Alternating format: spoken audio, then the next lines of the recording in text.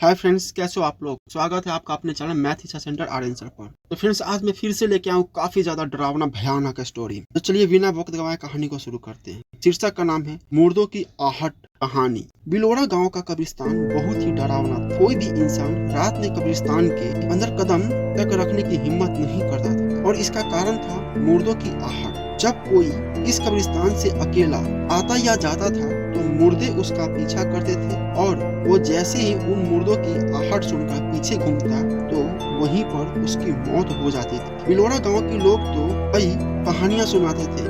अनिल, मेरे मामा जी एक रात कब्रिस्तान के रास्ते से आ रहे थे। वो डरे हुए थे, इसीलिए हनुमान मंत्र पढ़ते हुए आ रहे थे। उन्हें कब्रिस्तान के भूतों के बारे में पता था। फिर उन्हें मुर्दों की आहट सुनाई देने लगी। वो सीधे सामने देखकर चलने लगे और फिर उन्हें मामी की आवाज सुनाई दी और मामी की आवाज सुनते ही वो मुड़ गए और फिर मुर्दे घसीटकर उन्हें कब्र में लेकर आए। मनु, तुझे ये सब कैसे पता चला?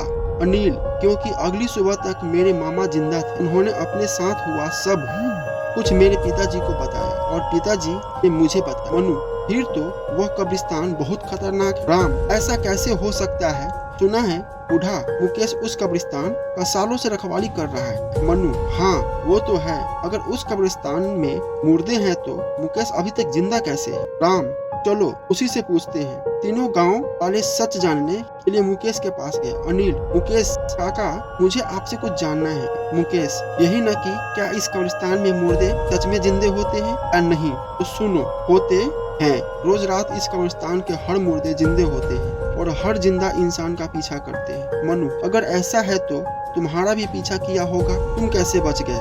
मुकेश, इसके लिए तुम्हें मेरी कहानी सुननी होगी। राम, हाँ तो सुनाओ काका। मुकेश, आज से 35 साल पहले की बात है। मैं और मेरा दोस्त सुरेश दोनों अनाथ थे और काम की तलाश में बिलोड़ा पहुंचे। यहाँ हम इस चर्च में फादर एंथोनी से मिले और फादर से बोले, फादर, हम दोनों यहाँ काम की तलाश में भटक रहे हैं, क्या आपके पास हमारे लिए कोई काम है? फादर, काम तो है पर बहुत डेंजर है, तुम दोनों की जान भी जा सकती है। सुरेश, वैसे भी हम भूख से तड़प तड़प कर मर जाएंगे, चारों ओर सूखा छाया है, कोई काम नहीं है। फादर, ठीक है। फादर एंथोनी हमें कब्रिस्तान में ले गए और बोले, ये बहुत ही पुराना कब्रिस्तान है, यहाँ अंग्रेजों की कब्र है, तुम्हें इस कब्रिस्तान की रखवाली करनी है। सुरेश, वाला इस कब्रिस्तान को रखवाली की क्या जरूरत है? फादर, कब्रिस्तान को रखवाली की जरूरत नहीं है, पर तुम्हें यहाँ आने से लोगों को रोकना होगा, तुम्हें लोगों की रक्षा करनी होगी। मुकेश, पर कैसे? फादर, इन मुर्दों से, ये मुर्दे रात के अंधेरे में ये सारे मुर्दे जिंदा हो जाते हैं और जिंदा इंसानों का पीछा करते हैं। जो भी इनकी आवाज सुनकर पीछे मुड़ता है उसका अंत निश्चित है। सुरेश, फिर तो वो मुर्दे हमें भी मार डालेंगे? हाँ, अगर पीछे मुड़े तो। इसलिए तो कहा था कि ये काम जोखिम से भरा है। सोच लो, तुम दोनों ये काम करना चाहते हो या नहीं? हम दोनों के पास कोई रास्ता नहीं था। पेट की भूख शांत करना ज्यादा जरूरी था, इसलिए हमने हाँ भर दी और उसी रात से हम कब्रिस्तान की रखवाली करने लगे। कुछ रात तक सब कुछ ठीक। एक रात हमें लगा कि जैसे कोई हमारा पीछा कर रहा है। मुकेश, सुरेश, जैसे हमारे पीछे कोई है, लेकिन गलती से मुड़ना मत, चुपचाप गेट तक चल। हम लोग डरते हुए गेट तक आए और सुबह होने तक वहीं बैठे रहे और कई बार हमारे साथ ऐसा हुआ और हर बार हम गेट पर आकर बैठ जाते थे। मुर्दे पता नहीं क्यों गेट तक नहीं आ पाते थे। कई साल बीत गए। हम बिलोड़ा गांव में खुश थे। सुरेश को एक लड़की गौरी से प्यार हो गया था। वह छुप छुप कर गौरी को देखा करता था। एक बार जब हम कब्रिस्तान में रखवाली कर रहे थे तो फिर से मुर्दों ने हमारा पीछा शुरू किया। हम हमेशा की तरह गेट की तरफ बढ़ चले। हमें मुर्दों की आहट सुनाई दे रही थी, लेकिन फिर भी हम चलते जा रहे थे। अचानक सुरेश को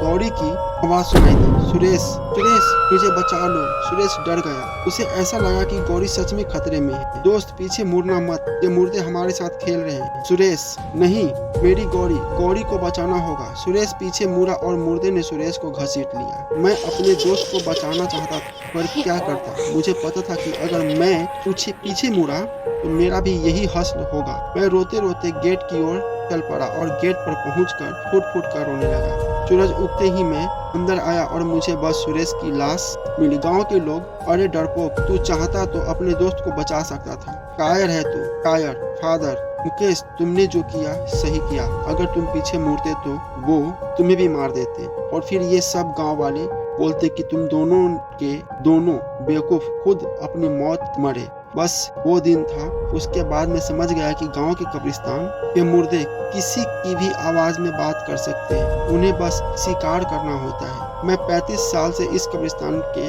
रखवाली कर रहा हूँ ताकि और आदमी इन मुर्दों का शिकार ना हो सके, और गांव वाले इसे मनगढ़ंत सोचकर आ ही जाते हैं। कुछ गांव वाले इन मुर्दों के शिकार भी बने, पर मेरी कोई सुनता कहाँ है। तुम लोग मेरा बात हमेशा याद रखना। पहले तो इस कब्रिस्तान के आसपास से तो बिल्कुल मत गुजरना, और दूसरा, अगर कभी वक्त आ पड़े तुम्हें यहाँ से गुजरना पड़े तो मुर्दों की आहट सुनकर पीछे मत मुड़ना। बूढ़ा मुकेश इतना कुछ बोलकर अपने काम पर निकल गया, और यहाँ ये तीनों दोस्त बातें करने लगे। मनु, मुझे लग रहा है ये बूढ़ा मुकेश हमें कहानी सुना रहा है। राम, मुझे भी यही लग रहा है। मनु, आज हम सच का सच और झूठ का झूठ पता लगा कर रहेंगे। आज हम तीनों कब्रिस्तान में आएंगे, वो भी रात को। रात के वक्त तीनों दोस्त कब्रिस्तान पहुंचे। कब्रिस्तान में अलग ही शांति थी। वो कुछ ही कदम चले थे कि उन्हें ऐसा लगने लगा कि कोई उनका पीछा कर रहा है।